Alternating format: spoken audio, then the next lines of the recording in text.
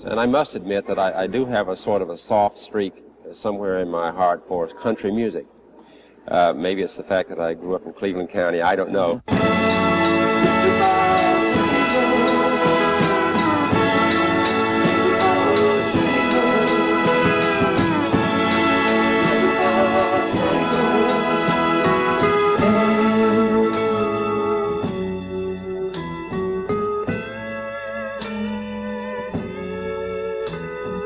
Dance with those in minstrel shows and county fairs. I started playing fiddle when I was 5 years old. My father insisted that all his sons play. I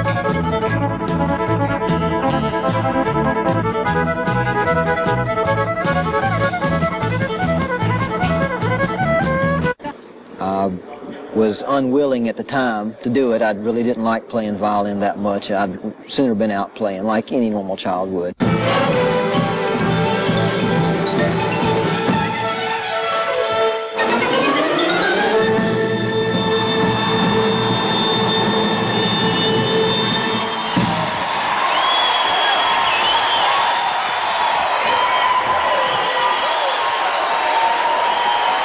Concert we're dealing with right now, would any of your peers scoff at what you're doing? Would they say, gosh, the man is compromising himself a bit? Well, I don't know. I suppose some would. I don't know whether they... Actually, I think what we're doing is very interesting and somewhat unique.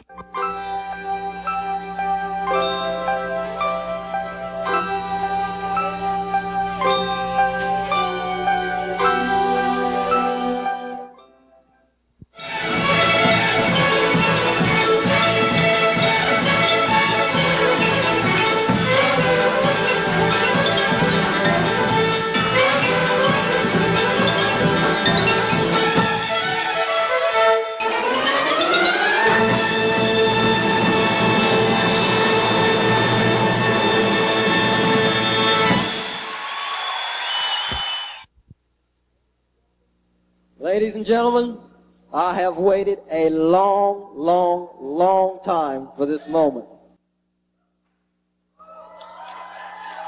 It is my privilege and pleasure to introduce Robert Haas, conductor, and the East Carolina University Symphony Orchestra.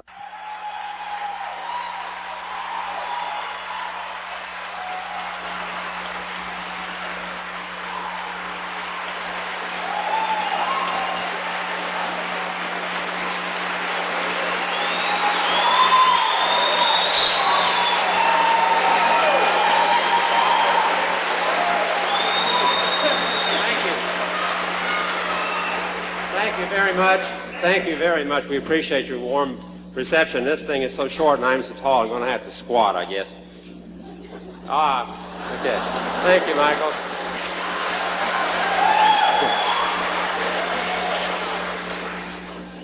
I don't know. I guess it's because maybe I was born in Cleveland County, which is the home of Earl Scruggs,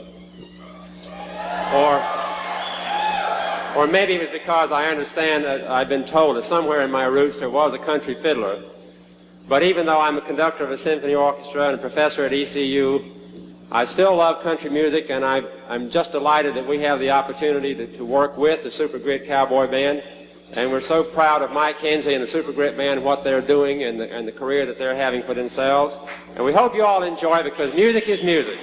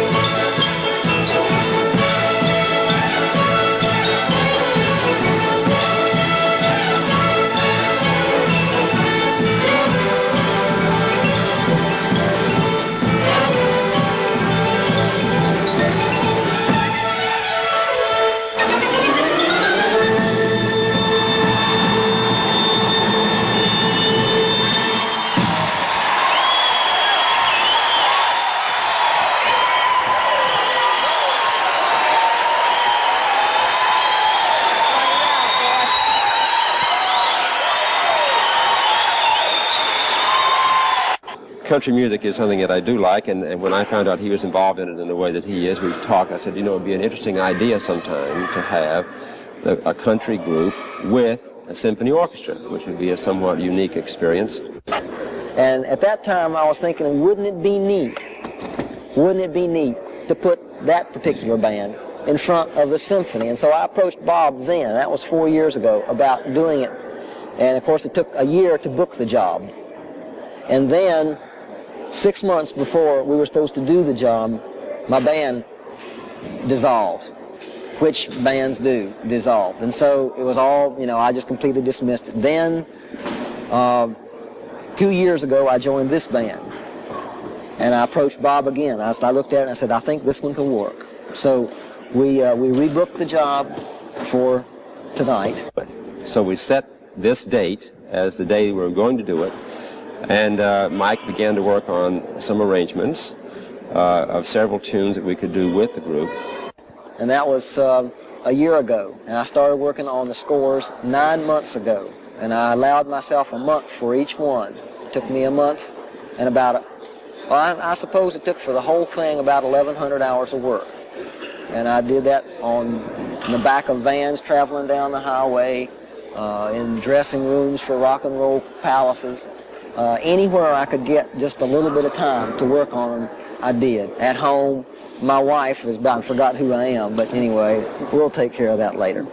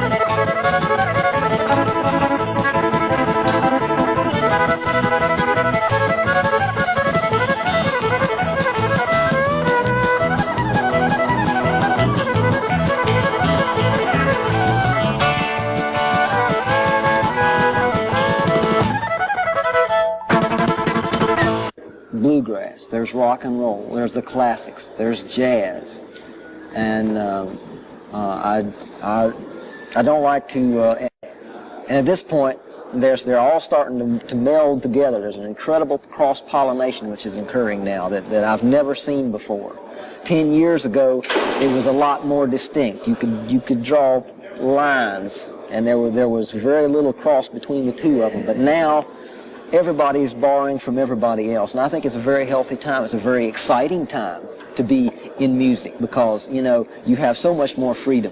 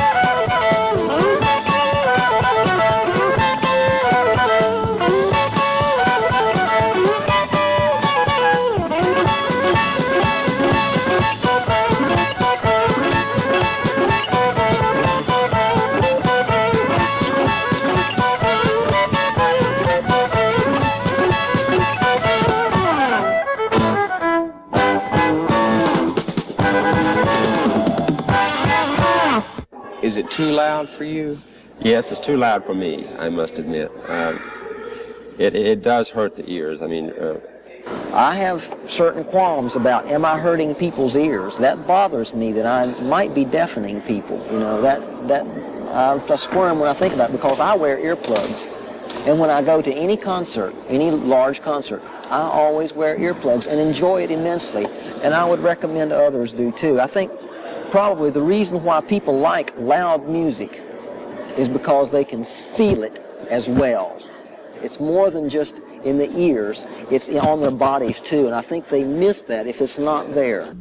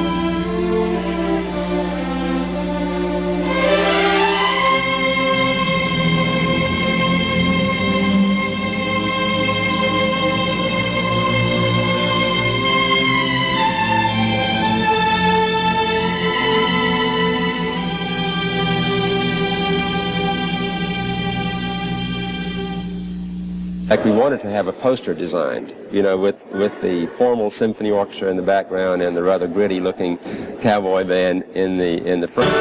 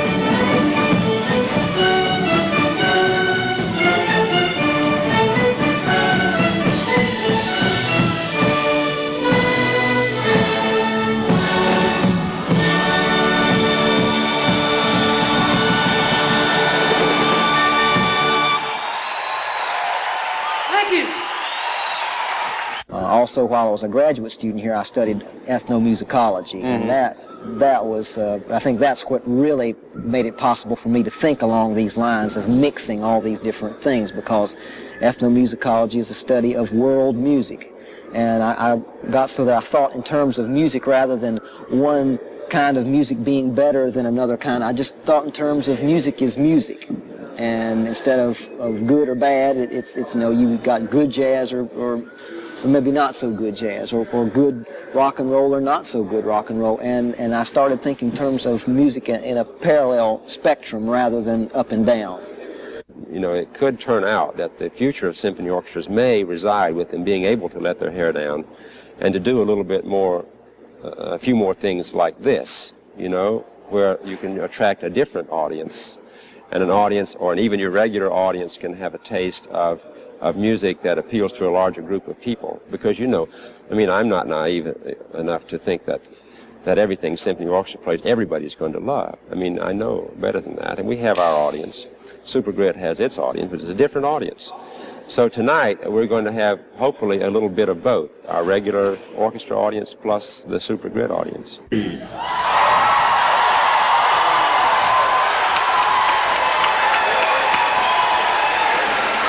going to have to do a couple more, then we're going to have to ease on out of here.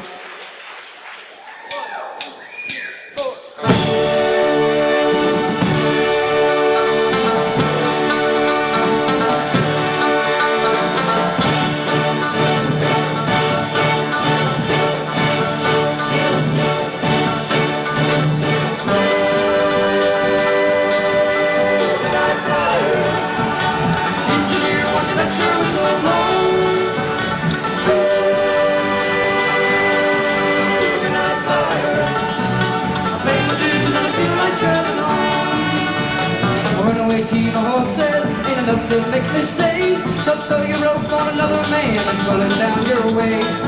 Make him into someone to take the place of me. Make him every kind of fool you wanted me to be.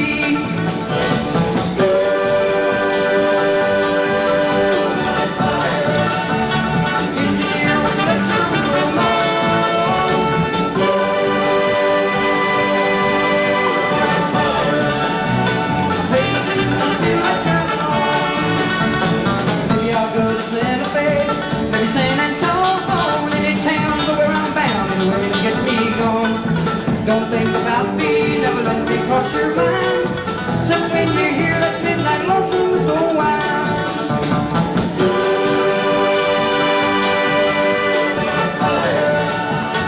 engineer, won't you let your whistle blow?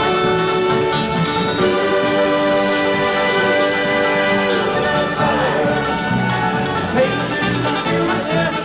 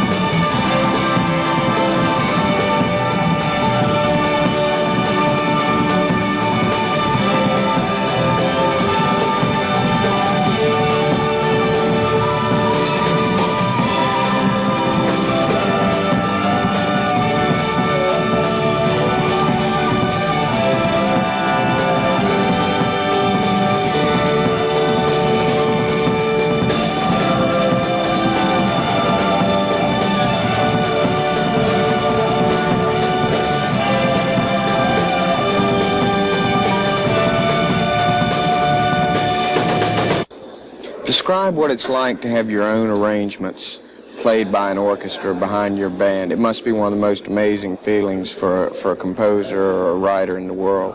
Well, last night, when the rehearsal went so well, it was just an incredibly good feeling, a euphoric feeling of, yes, that's the way I heard it.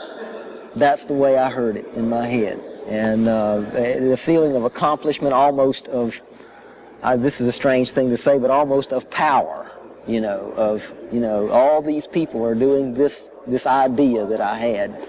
And it's a great feeling. It's a great feeling. I don't know how to describe it.